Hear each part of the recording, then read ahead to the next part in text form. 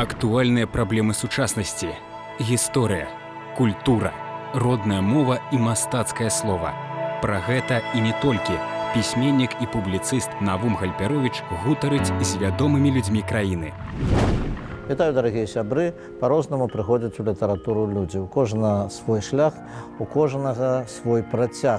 І вось пра гэта, пра шляхі і працяг мы пагаворым сёння з сённяшнім госцем маёй праграмы, пісьменнікам, паэтам Алесем Барановскім. Вітаю вас, Алесь Александрович. Добрый день. Дарэчы, вось вы напісалі, што будучае за інтэлектуальным чытачом. Вось мы пра гэта паспрабуем таксама пагаварыць, а зараз я проста раскажу пра вас больш падрабязна нашым тэлегледачам. Алесь Барановскі, пісьменнік, нарадзіўся ў 1988 годзе ў вёсцы Церуха Гомельскага района. У 2011 годзе скончыў філалагічны факультэт Гомельскага дзяржаўнага універсітэта імя Скарыны. Быў прыняты ў Саюз пісьменнікаў Беларусі. У 2011 годзе працаваў літаратурным рэдактарам у часопісе «Вясёлка». У 2012 скончыў магістратуру па спецыяльнасці мастацтвазнаўства і аспірантуру па спецыяльнасці літаратуразнаўства пры Нацыянальнай акадэміі навук Беларусі. У 2019 годзе абараніў кандыдацкую дысертацыю.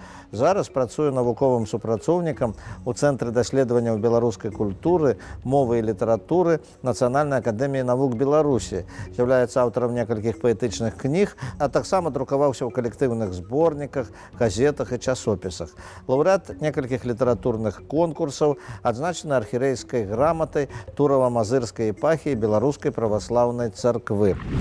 Скажыце, вёска Церуха – гэта радзіма не толькі Алеся Барановскага?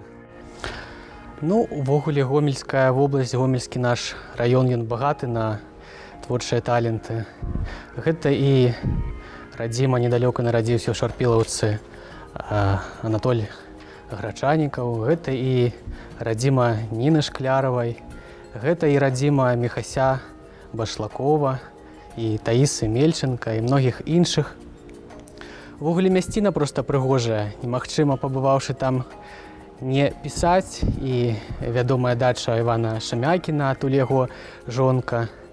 Чытаючы яго некаторыя творы, «Слаўся Марыя», напрыклад, пазнаю свае родныя мясціны.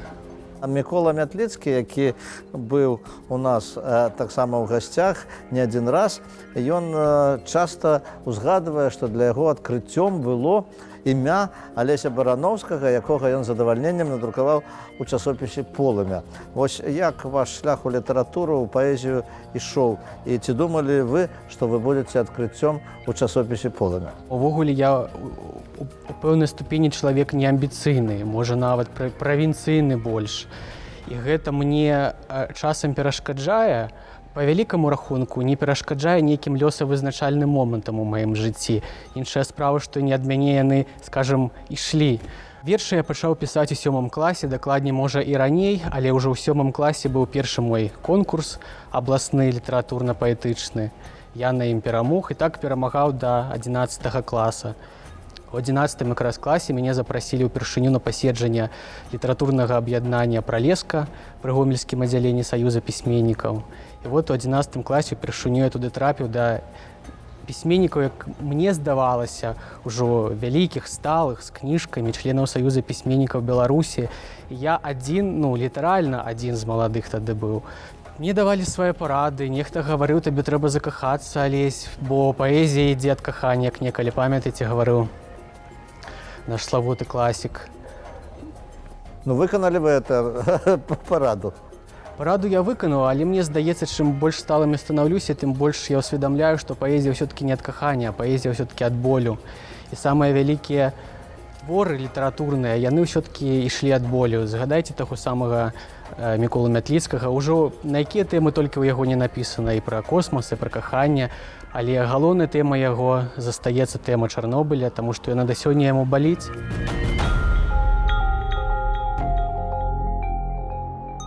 Ну вось, напэўна, ваша, як вы лічыце і кажаце, неамбіцыйнасць пацягнула вас у літаратуразнаўства. Пісаць пра іншых, даследаваць іншых творцаў, так? Разабрацца ў сабе, у літаратуры як феномене, у літаратуры як сусветнай з'яве, як з'яве нацыянальнай. Што гэта такое?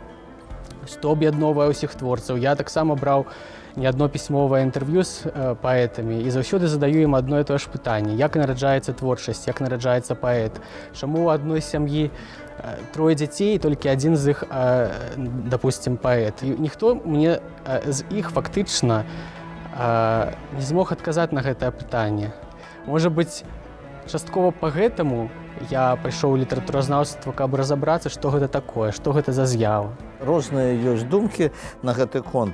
Адны гавораць, што зараз літаратура не на ўздыме, другія гавораць, што літаратура на ўздыме, а трэція гавораць, што вось быў час, залаты час беларускай літаратуры, сёння гэта не так.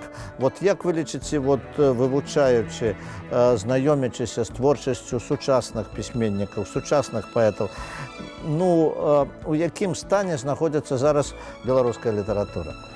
Вы ведаеце, што я пачну са слоў Максіма Богдановича. Памятаеце, які я гаварыў, што добра быць коласам, але шчаслівы той, каму давялося стаць васільком, бо навошта каласы, калі няма васількоў. Вот мне здаецца, што літаратура павінна быць рознай, павінна быць гульня, павінен быць здаровы эксперымент, павінна быць увага да класікі, да вечных тэм.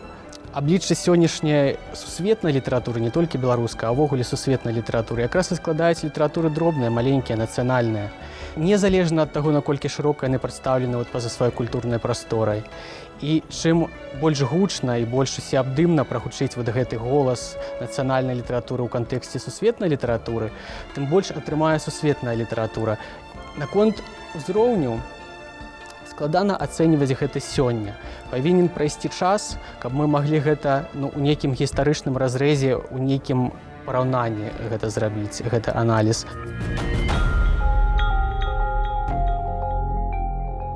200 вершаў, з іх 20 хорошых. Што рабіць творцу? Ці 200 друкаваць вершаў, ці 20 хорошых? Маё ўласнае меркаванне як творцы, я думаю, што у вас будзе сваё, а можа вы са мной пагодзіцесь. Я думаю, што не кожны творца, які сядае пісаць верш ці перадрукаваць, хто як, ён ставіць на мэце зрабіць шэдэўр. Гэты шэдэўр, ён атрымліваецца неяк сам сабой, прытым нават можа не залежыць ад першапачатковай устаноўкі аўтара. Ведаю тую самую Ніну Шкляру, якая амаль 15 гадоў не пісала. Гэта цяжкія 90-е гады былі, калі трэба было выжываць, калі трэба было расці дачку і калі зусім было не да паэзіі.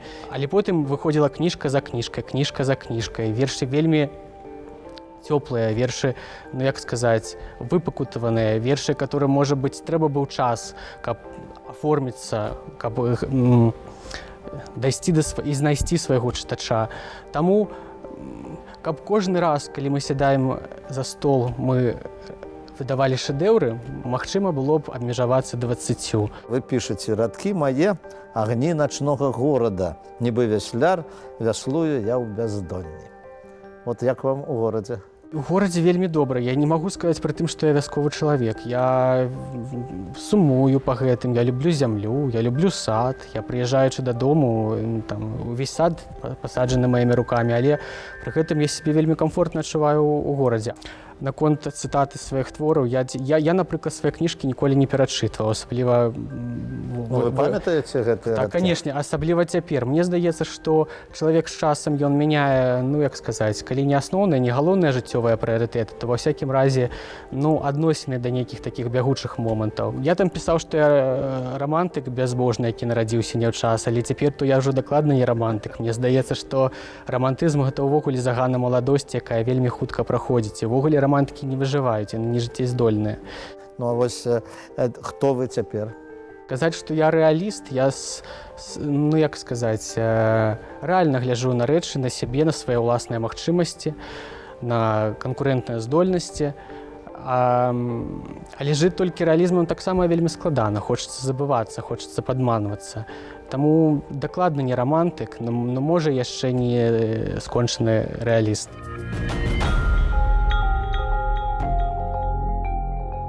Над чым працуе вось кандыдат навук Алесь Барановскі? А я якраз займаюся сучаснай беларускай лірыкай. Вот дысертацыя моя была прысвечана беларускай філасофскай лірыцы, а цяпер планую выйсці за гэтыя межы і ўвогуле сучаснае, гэты пласт падняць. Гэта і грамадзянская, і інтымная, пейзажная лірыка, акрамя філасофская. Кожнага аўтара сёння вялікі стос кніг, і вот займаўся да апошняга часу творчасцю таго самага Алеся Разанова, які вот ад нас нядаўна сышоў. І проста лавіў сябе на думцы, што я не паспяваю за яго кніжкамі, бо толькі ты прааналізуеш адну, ўжо выходзіць другая, прааналізуеш гэтую, выходзіць наступная. Тут складанасць і ў тым, што самі тэмы па-іншаму аўтарам, па-свойму кожным аўтарам інтэрпрэтуюцца. Вот мы гаварылі пра інтэлектуалізм у літаратуры. Так вот, сёння аўтары лічаць сваім доўгам прыпаднесці асноўныя гэтыя вечныя тэмы: жыццё, смерць, сяброўства, нянавісць, разлука, каханне і так далей. Вот праз прызму нейкіх новых адчуванняў, як вам сказаць, праз новую форму таго ж Алеся Разанова, да, і злёсы, і зномы, і квантэмы, і пункціры, чаго толькі няма. Вельмі чакаю вашых артыкулаў пра Алеся Разанова, таму што мне давялося, як жа і з Нінай Шкляравай, пазнаёміцца з Алесем Степановичам у 1969 годзе на тым же самым семінары ў Каралішчевіцях, і я на памяць магу чытаць яго тыя раннія вершы. Прысняцца жоўтыя іконы, твары строгія святых. Потым ён стаў зусім іншы. І вот мне хацелася, каб вот для нашага чытача, інтэлектуальнага чытача, вы растлумачылі, што такое Разанов, што ён для нашай літаратуры, што ён для нашай паэзіі. Я зразумеў, што у чытача павінна заставацца нейкае поле, дзе ён для сябе знаходзіць тое, незалежна, нешта сваё. Хацеў гэта аўтар сказаць ці не хацеў? Хацеў гэта аўтар сказаць ці не. Таму і ў творчасці, і вот у літаратуразнаўстве я іду такім шляхам аналітычным, матэматычным, можа быць, нават. Я стараюся не даваць ацэнкі таму, чаму я не быў сведкам, што я, можа быць, не да канца разумею. Вось ёсць форма, яна ёсць. Ёсць такія прыёмы, яны ёсць. І вобразы гэтыя ёсць. І можам параўнаць Разанова першапачаткоўца вот з тымі класічнымі вершамі і формамі, пра якія вы сказалі, і Разанова другой паловы сваёй творчай.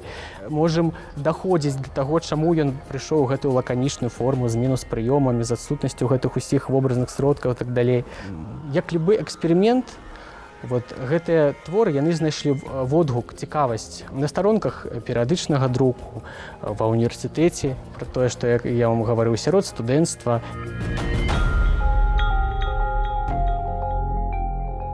Наша апытанка традыцыйная. Што, на ваш погляд, значыць любіць сваё? Берагчы сваё, абараняць сваё. Вось 3 месцы ў Беларусі, акрамя вёскі Церуха, якія вы параілі наведаць кожнаму з нас? Разумееце, так сталася, што асноўныя вот такія значныя помнікі Беларусі, яны так ці інакш звязаны з Вялікай Адчыннай вайной. Таму я б параіў пазнаёміцца з душой Беларусі найперш з Брэсцкай крэпасці Героя. Пасля, канешне, трэба пабываць у Хатыне, вёскі, якая стала сімвалам і барацьбы з нямецка-фашысцкімі захопнікамі з аднаго боку і сімвалам пакут беларускага народа мірнага. А трэцяе, варта пабываць у палацавых комплексах Беларусі. Там, мне здаецца, яшчэ гісторыя дыхае, яна яшчэ там жывая. Яшчэ такое пытанне. Скажыце, ласка, вось калі б у вас была такая магчымасць, з кім бы з гістарычных выбітных асоб вы б хацелі сустрэцца і падыскутаваць? Куміраў я сабе не вызначаю, але все-таки мне б, відаць, было б цікава сустрэцца з Купалам. Па-чалавечы, мне да яго ёсць свае пытанні асабістыя. І, канешне, літаратуразнаўцу, кандыдату навук задаваць такое пытанне можа быць не зусім тактоўна, што вы зараз чытаеце і што вы параеце чытаць нашим тэлегледачам. Мне здаецца, што літаратура гэта такая вельмі інтымная рэч, і кожны для сябе знойдзе сам тое, што яму патрэбна. А вот наконт, што чытаю Салжаніцына, «Ракавы корпус». Што ж, дзякую вялікі. Жадаю вам плёну і поспехаў. А я нагадаю нашим тэлегледачам, што сённяшнім госцем быў паэт, літаратуразнаўца Алесь Барановскі. Усяго найлепшага, да пабачэння, да сустрэчы.